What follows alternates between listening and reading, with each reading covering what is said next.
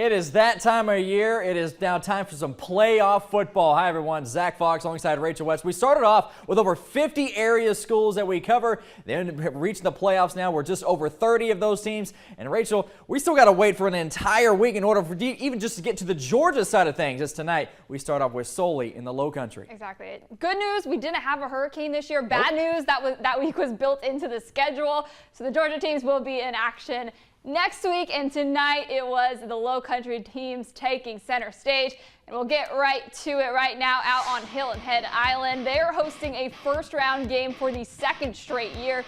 The Seahawks riding an 8-game win streak heading into the night, taking on 5-5 South Aiken. First drive of the game here, they're moving downfield. It was a direct snap to Jeremiah Walters, making guys miss left and right, and finally that t-shirt. That's what brings him down finally. Seahawks there have it at the half-yard line. Javen Risher walks it in for the first points of the night.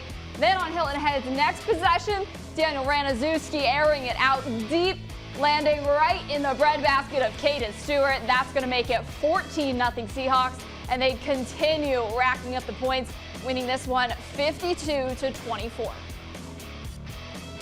How about Bluffton in the playoffs for the 5th straight season? They're hosting Gilbert tonight. The visiting Indians getting things going early on.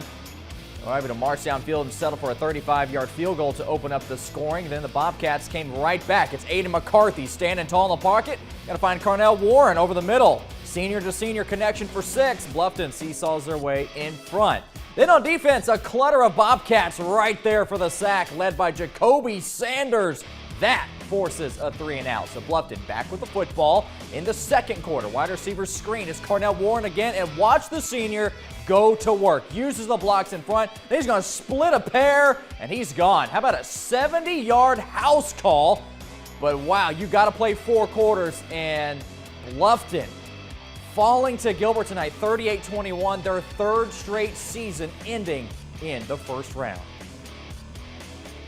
Hilton Head Christian heating up at the end of the regular season, looking to find a way to keep that momentum going tonight, and that'll do. Just a few minutes into this one, Jackson Richardson going up and getting it, taking it in for 6. Eagles striking first. Then later on, Cress Langhall's doing it with his legs this time. That's a 4-yard run, extending the lead.